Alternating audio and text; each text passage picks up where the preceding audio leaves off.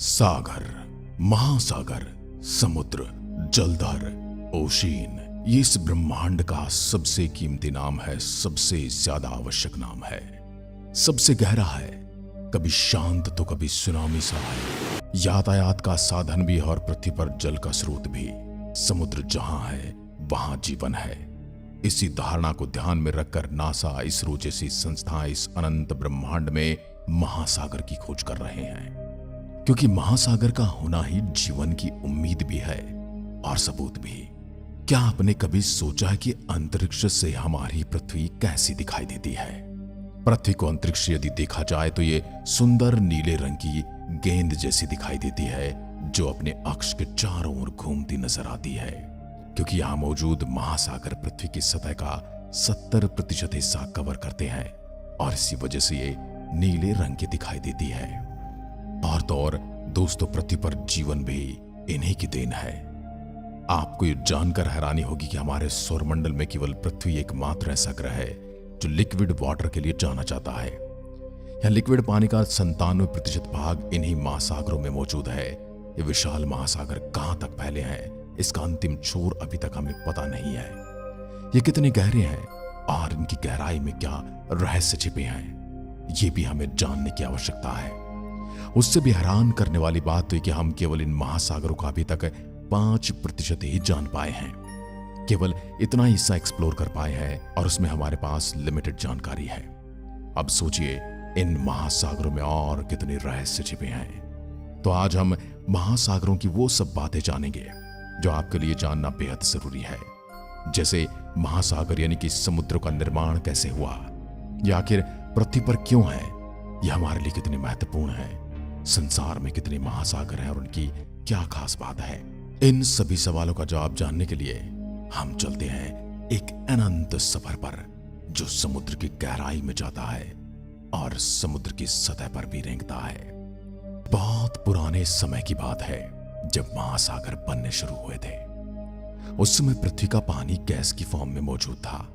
जब तक हमारी पृथ्वी की तापमान 212 डिग्री फ़ारेनहाइट से नीचे नहीं आ गया, तब तक पानी गैस ही बना रहा। लगभग 3.8 बिलियन साल पहले जब पृथ्वी ठंडी हुई तो वहां गैसीय पानी अब लिक्विड फॉर्म में बदलने लगा। इस पानी ने बारिश का रूप लिया और उस बारिश ने पृथ्वी की सतह को भर दिया। यह बारिश कोई 1 या 2 दिन की बारिश नहीं थी, ये लाखों साल तक लगातार बरसती रही और यही बेसिन आज के महासागरों का रूप ले चुके हैं। फिर कई सदियों तक लगातार बारिश होती रही और पानी पृथ्वी पर मौजूद बड़े बड़े गड्ढों में जमा होने लगा, जिससे सागर बनने लगे। ग्रेविटी फोर्स ने पानी को पृथ्वी से बाहर जाने से रोक लिया और इसी तरह हम आज महासागरों को देख सकते हैं। ये महासागर इतने विशाल है कि इनका पानी दूर तक फैला हुआ दिखाई देता है। जहां तक नजर जाए केवल पानी ही पानी। अब कुछ लोगों के मन में यह सवाल आ सकता है कि हमें पानी की कमी कहां है, जबकि हमारे पास इतना सारा पानी है। पृथ्वी पर 70% यदि पानी है तो फिर पानी की कमी कैसे हो सकती है? असल में पृथ्वी पर उपलब्ध अधिकांश पानी महासागरों में है, जो खारा होता है और पीने के लिए उपयुक्त नहीं होता। ताजे पानी के स्रोत बहुत सीमित हैं और ज्यादातर ताजे पानी ग्लेशियर, आर्कटिक बर्फ और भूजल के रूप में होता है। इसी कारण हमें पानी की कमी का सामना करना पड़ता है। महासागरों और समुद्रों के पानी को पीने के लिए उपयुक्त नहीं माना जा सकता। इसकी खास वजह है इसका खारापन। महासागरों में पानी का खारापन मुख्यतः उन चट्टानों की वजह से होता है जिनसे टकराकर बारिश का पानी महासागरों में समाता है। हालांकि बारिश का पानी थोड़ा एसिडिक होता है, लेकिन महासागरों के खारेपन का बड़ा कारण ये चट्टानें हैं और उसमें मरने वाले वो जीव जंतु हैं जो लगातार जीवन जीते हैं और इसी में मर जाते हैं। हालांकि महासागरों से हमें पीने का पानी नहीं मिल सकता, लेकिन एक महत्वपूर्ण चीज है जो हमें इनसे प्राप्त होती है और वह है ऑक्सीजन। आपको जानकर हैरानी होगी कि हमारे लिए आवश्यक ऑक्सीजन का लगभग 70% महासागरों में मौजूद समुद्री पौधे, विशेषकर समुद्री शैवाल उत्पन्न करते हैं। इसीलिए महासागर हमारे जीवन के लिए महत्वपूर्ण ऑक्सीजन का सबसे बड़ा स्रोत है। यानी ये सिर्फ पानी ही नहीं, सांस लेने के लिए हवा भी देते हैं। साथ ही ये समुद्र की ओशियन पृथ्वी को गर्म बनाने में सहायता करते हैं। यदि पृथ्वी पर आज महासागर नहीं होते तब तक की पृथ्वी एक बर्फ की चट्टान की तरह हमें दिखाई देती है, क्योंकि सागर और महासागर ऐसी वाटर बॉडीज होती हैं जिन्हें अक्सर एक ही समझा जाता है, जबकि असल में सागर तो महासागर का एक छोटा सा हिस्सा है और सारे सागर वहां पाए जाते हैं जहां महासागर और पृथ्वी मिलती है। इस तरह सागर महासागर के किनारे पर पाए जाते हैं और कुछ हद तक जमीन से घिरे होते हैं। 7 सीज की जिस प्रेस का इस्तेमाल एशियंट टाइम में महासागरों के लिए किया जाता था, उसके अनुसार पृथ्वी पर मौजूद 7 महासागर आर्कटिक, उत्तरी अटलांटिक, दक्षिण अटलांटिक, उत्तरी प्रशांत महासागर, दक्षिण प्रशांत महासागर, हिंद महासागर और अटलांटिक महासागर रहे हैं। लेकिन हमारे इन महासागरों को ज्योग्राफिकली केवल 5 माना गया है और वर्तमान समय में पृथ्वी पर मौजूद महासागरों की संख्या 5 ही कही जाती है। ये 5 हैं: पैसिफिक यानी प्रशांत महासागर, अटलांटिक यानी अंध महासागर, इंडियन यानी हिंद महासागर, सदर्न यानी अटलांटिक महासागर और आर्कटिक यानी उत्तरी ध्रुवीय महासागर। ये सभी महासागर एक दूसरे से कनेक्ट करते हैं और इन सभी ओशियन को मिलाकर एक ग्लोबल ओशियन यानी कि वैश्विक महासागर कहा जाता है। कहने का अर्थ यह है कि पृथ्वी पर एक वैश्विक महासागर है जिसके 5 हिस्से ये महासागर हैं, जिनमें सबसे बड़ा प्रशांत महासागर, फिर दूसरे नंबर पर आता है अटलांटिक महासागर, फिर हिंद महासागर, अंटार्कटिक महासागर और आखिर में आता है आर्कटिक महासागर, जो कि सभी समुद्रों और ओशियन में सबसे छोटा कहा जाता है। आइए अब एक एक करके इनके बारे में थोड़ा जान लेते हैं। तो पहले बात करेंगे प्रशांत महासागर की। संसार का सबसे बड़ा और सबसे गहरा महासागर प्रशांत महासागर। इसके पूर्व में उत्तरी अमेरिका और दक्षिण अमेरिका तथा पश्चिम में एशिया और ऑस्ट्रेलिया महाद्वीप स्थित हैं। उत्तर से दक्षिण की ओर ये महासागर आर्कटिक महासागर से अटलांटिक महासागर तक फैला हुआ है। भूमध्य रेखा इस महासागर को उत्तरी और दक्षिणी प्रशांत महासागर में विभाजित करती है। यह महासागर पृथ्वी की सतह का 1/3 से भी अधिक क्षेत्र यानी 30% से ज्यादा एरिया घेरता है। इसकी कुल क्षेत्रफल 165.2 मिलियन वर्ग किलोमीटर है। प्रशांत महासागर का नाम लगभग 750 साल पहले अस्तित्व में आया। यह बाहर से दिखने पर एक शांत महासागर प्रतीत होता है। इसकी औसत गहराई 3800 मीटर यानी 12,467 फीट है। इस महासागर में इतनी अनगिनत चीजें छिपी हुई हैं कि जानकर आश्चर्य हो सकता है। जितनी चीजें तो समुद्र मंथन के समय भी नहीं निकली होंगी। इसके किनारे पर भूकंप और ज्वालामुखी का क्षेत्र मौजूद है। साथ ही यहाँ 25,000 द्वीप भी स्थित हैं। इसलिए इसे सबसे अधिक द्वीप वाला महासागर भी कहा जाता है। इस महासागर में कई द्वीप समूह हैं, जिनमें फिजी द्वीप समूह और हवाई द्वीप समूह शामिल हैं। दुनिया की सबसे बड़ी कोरल रीफ ऑस्ट्रेलिया में है, जो प्रशांत महासागर में स्थित है और यह 2000 किलोमीटर से भी अधिक लंबी है। कोरल रीफ कई समुद्री जीवों का घर है और यह केवल उष्ण कटिबंधीय पानी में ही विकसित होती है। लेकिन जलवायु परिवर्तन के कारण पिछले 30 सालों में दुनिया की 50% कोरल रीफ लिप्त हो चुकी है। इससे समुद्री जीवन पर खतरा मंडराने लगा है। इस महासागर का पानी भूमध्य रेखा के पास गर्म रहता है, जबकि ध्रुवों के नजदीक जाते जाते यह पानी जमने के बिंदु तक पहुंच जाता है और यहाँ पर बहुत ठंडा पानी है। गर्म पानी में भरपूर समुद्री जीवन मौजूद है। इस ओशियन में न जाने कितने समुद्री जीव रहते हैं जो जीरो लाइट, क्रशिंग प्रेशर और ऐसी कठिन परिस्थितियों में रहते हैं, जो समुद्र की गहराई में जहां प्रकाश की बूंद तक नहीं पहुंचती वहां अपना जीवन जीते हैं, जिसमें इंसान तो सरवाइव करने की सोच भी नहीं सकता। इंसान तो क्या, बड़ी से बड़ी पनडुब्बी भी यहां पर सरवाइव नहीं कर सकते। इन समुद्री जीवों में penguin, hammerhead shark, Pacific white sided dolphin, octopus, sea turtle, elephant seal, killer whale और डुगोंग शामिल हैं। इसके अलावा यहाँ बायोलुमिनिसेंट जीव जैसे कि एंगलर फिश, वैम्पायर स्क्विड और ग्लोफिश भी पाए जाते हैं। अब बात करते हैं अटलांटिक महासागर की। यह ओशियन दुनिया का दूसरा सबसे बड़ा ओशियन है और पृथ्वी की 25% सतह पर फैला हुआ है। यह ओशियन जुरासिक पीरियड के दौरान बना था और इसका नाम ग्रीक देवता एटलस के नाम पर पड़ा। इसे लोगों में डर पैदा करने वाला कहा जाता है, क्योंकि पहले यहाँ कई दुर्घटनाएं हुई थी, जिससे इसे अंध महासागर भी कहा जाने लगा। यह ओशियन 106.5 मिलियन वर्ग किलोमीटर क्षेत्र में फैला हुआ है। भूमध्य रेखा इसे उत्तर अटलांटिक और दक्षिण अटलांटिक महासागर में बांटती है। इसमें 5 प्रमुख महाद्वीप शामिल हैं: एशिया, यूरोप, अफ्रीका, उत्तरी अमेरिका और दक्षिण अमेरिका। इसके साथ ही 133 देश और क्षेत्रों की सीमाएं इस महासागर से लगती हैं। यह ओशियन वेस्ट में नॉर्थ और साउथ में अमेरिका के बीच में मौजूद है और ईस्ट में यूरोप और अफ्रीका के बीच में है।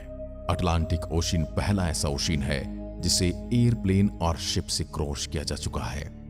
इसकी एवरेज डेप्थ 3,339 मीटर है और इसका ग्रेटेस्ट डेप्थ मिल्वॉकी द्वीप है और यह 8,605 मीटर की गहराई पर मौजूद है। इस ओशियन में एक अंडर वाटर माउंटेन रेंज भी मौजूद है जिसे मिड अटलांटिक रिज भी कहा जाता है। दुनिया की दूसरी सबसे बड़ी बैरियर रीफ मेजो अमेरिकन रीफ भी इसी महासागर में मौजूद है। अटलांटिक महासागर में भी काफी सारे आइलैंड मौजूद हैं, जिसमें कुछ फेमस नामों में बहामास, कैनरी आइलैंड, अजोरिस और ग्रीनलैंड। ग्रीनलैंड इस पूरी पृथ्वी का सबसे बड़ा आइलैंड है। इस महासागर का पानी भूमध्य रेखा के पास जाते जाते 28 डिग्री सेल्सियस तक गर्म हो जाता है, जबकि पोलर क्षेत्र में इसका तापमान -2 डिग्री सेल्सियस तक पहुंच जाता है। इस महासागर में डॉल्फिन से लेकर सी टर्टल तक बहुत सारे समुद्री जीव पाए जाते हैं, जैसे humpback whale, sea lion, starfish, catfish, Atlantic ghost crab, penguin, grey Atlantic seal, great white shark, manta ray, narwhal, blue whale, sea horse और कई शार्क की प्रजातियां। इस महासागर की चौड़ाई सबसे अधिक ब्राजील और सिएरा लियोन के बीच है, जो 2,848 किलोमीटर है। इसमें अमेजन, मिसिसिपी, कांगो और नाइल जैसी बड़ी नदियां बहती हैं, इसलिए इसे थर्स्टी ओशियन भी कहा जाता है। साउथ अफ्रीका के तट पर अटलांटिक महासागर में समुद्र की सतह में हीरे पाए जाते हैं, जिसे बरमुडा ट्रायंगल में कई हवाई जहाज और जहाज मिस्टीरियसली गायब हो गए, वो भी इसी ओशियन में जगह है। साल 1912 में टाइटैनिक जहाज भी इसी समुद्र में समाया था। दुनिया में सबसे समृद्ध ओशियन अटलांटिक ही माना जाता है। इस ओशियन में नेचुरल गैस और तेल के भंडार का अकूत भंडार मौजूद है। हिंद महासागर, इस महासागर का नाम इंडिया के नाम पर इंडियन ओशियन रखा गया, जिसे पहले ईस्टर्न ओशियन या ईस्टर्न स्टार कहा जाता था। प्राचीन संस्कृत साहित्य में इस ओशियन को रत्नाकर कहा गया है, और ऐसा इसलिए कहा गया क्योंकि इस सागर में मौजूद हैं रेयर मिनरल्स मोसिनाइट, एल्मेनाइट और क्रोमाइट। यह महासागर 180 मिलियन साल पहले बनना शुरू हुआ था और 1500 के दशक में महासागर एक्सप्लोर हुआ। तब नाविक अफ्रीका और आसपास के रूट तलाश कर रहे थे। यह ओशियन अर्थ सरफेस पर मौजूद वाटर का 20% है और 70.56 मिलियन वर्ग किलोमीटर एरिया तक फैला हुआ है। यह ओशियन अफ्रीका और ऑस्ट्रेलिया के बीच में मौजूद है। जियोलॉजिकली इसे यंगेस्ट ओशियन भी कहा जाता है। इसका साइज यूएस के साइज के लगभग 5.5 गुना के बराबर है। यह ओशियन 18 एशियन देशों, 16 अफ्रीकन देशों और 57 आयरलैंड ग्रुप को कनेक्ट करता है। इस ओशियन के उत्तर में ईरान, पाकिस्तान, भारत और बांग्लादेश है। इसके पूर्व में मलय प्रायद्वीप, इंडोनेशिया का सुंडा आइलैंड्स और ऑस्ट्रेलिया है। दक्षिण में अंटार्कटिका है और पश्चिम में अफ्रीका और अरब प्रायद्वीप हैं। इस समुद्र की चौड़ाई सबसे ज्यादा वेस्टर्न ऑस्ट्रेलिया और अफ्रीका के पूर्वी तट के बीच में है, जो कि 1000 किलोमीटर है। हिंद महासागर में प्रमुख महासागरों के कुछ सीमांत सागर हैं। उत्तर में इंग्लैंड वेस्ट सी और फारस की खाड़ी है। नॉर्थ वेस्ट में अरब सागर, नॉर्थ ईस्ट में अंडमान सागर है। अदन और ओमान की बड़ी खाड़ी इस महासागर के नॉर्थ वेस्ट में है, तो बंगाल की खाड़ी नॉर्थ ईस्ट में मौजूद है। इस समुद्र के कई सारे अंडर वाटर वॉल्केनोज हैं, हालांकि अब एक्टिव नहीं हैं। भूमध्य रेखा के पास तटीय क्षेत्रों में इस समुद्र का तापमान 28 डिग्री सेल्सियस या उससे कहीं ज्यादा पहुंच जाता है।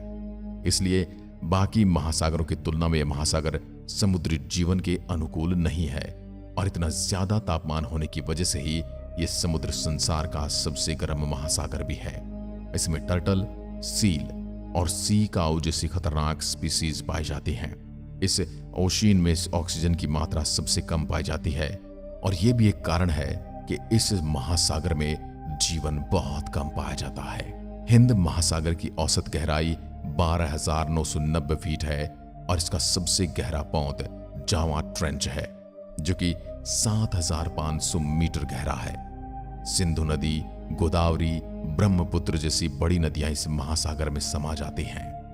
इस महासागर के किनारे पर मौजूद कुछ तटीय शहर हैं जिसमें मुंबई, कोलंबो, सिंगापुर, डरबन, साथ ही मुंबई, चेन्नई, कोलकाता, कोलंबो, डरबन, जकार्ता और मेलबर्न जैसी ओशियन के प्रमुख बंदरगाहें हैं। उत्तरी हिंद महासागर ऑयल ट्रांसपोर्ट का सबसे महत्वपूर्ण रूट है क्योंकि यह एशिया को मिडिल ईस्ट की ऑयल रिच कंट्री से जोड़ता है। दुनिया की ऑयल सप्लाई का 40% इसी समुद्र की गहराई से मिलता है और तेल में दुनिया के समुद्री व्यापार का 80% से भी ज्यादा व्यापार इसी समुद्र के जरिए होता है।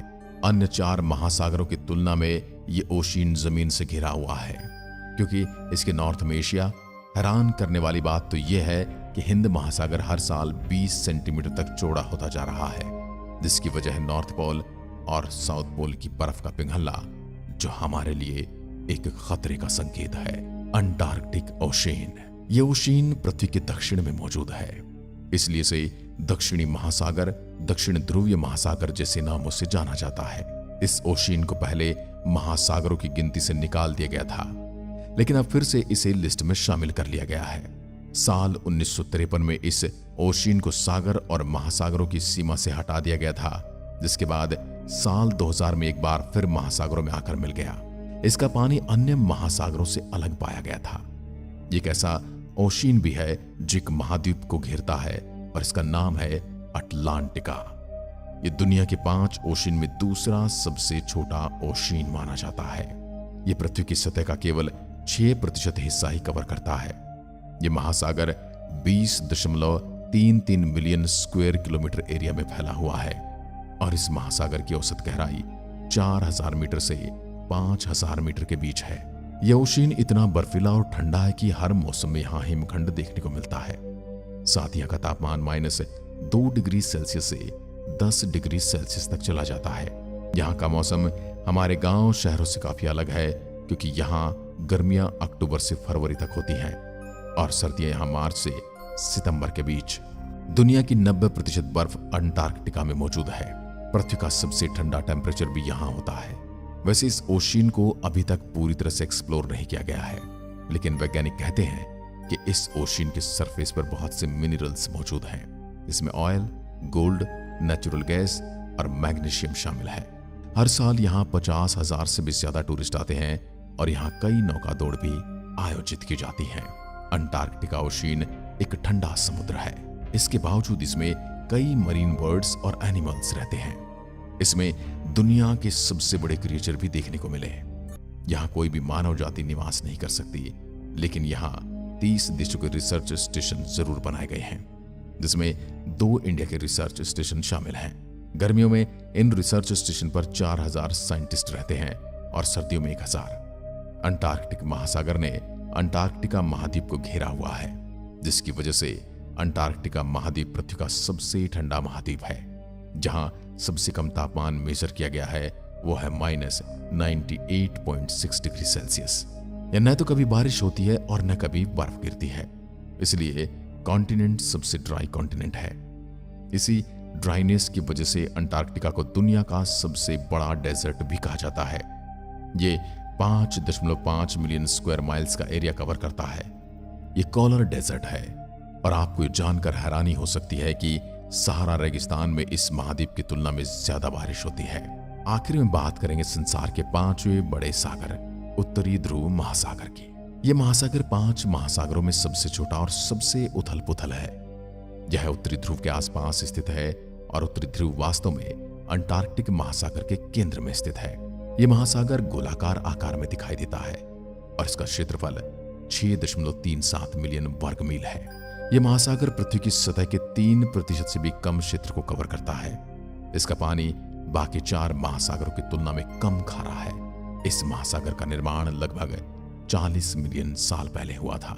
9वीं सदी से पहले बहुत ही कम लोगों ने इस क्षेत्र में कदम रखा था। इस महासागर की औसत गहराई 1038 मीटर है, जो इसे अंटार्कटिका महासागर से कम गहरा बनाती है। इसका सबसे गहरा बिंदु लिटके द्वीप है, जो 5450 मीटर की गहराई पर स्थित है। इस महासागर में गहरी खाइयां और कुछ रिज भी हैं, जिनमें सबसे बड़ा रिज लोमोनोसोव रिज है। कनाडा, संयुक्त राज्य अमेरिका, रूस, नॉर्वे, आइसलैंड और ग्रीनलैंड इस महासागर की सीमा पर स्थित हैं। अंटार्कटिक क्षेत्र की बर्फ में दुनिया के ताजा पानी का लगभग 10% है।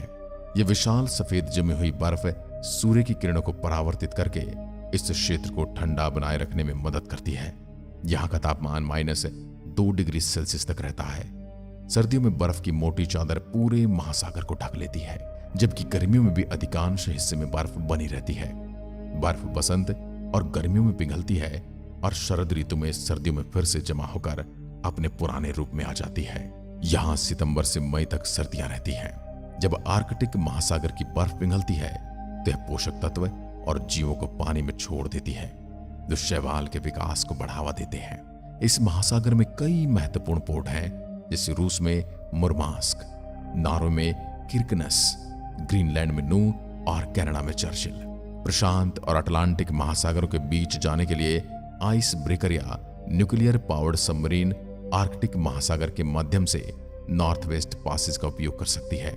माना जाता है कि लगभग 25% अनडिस्कवर्ड पेट्रोलियम आर्कटिक महासागर में मौजूद है। यहाँ इनुइट, यूपिक, टेलिट और सामी जैसी जातियां भी निवास करती हैं। ये महासागर व्हेल, पोलर बियर और सील्स का घर है।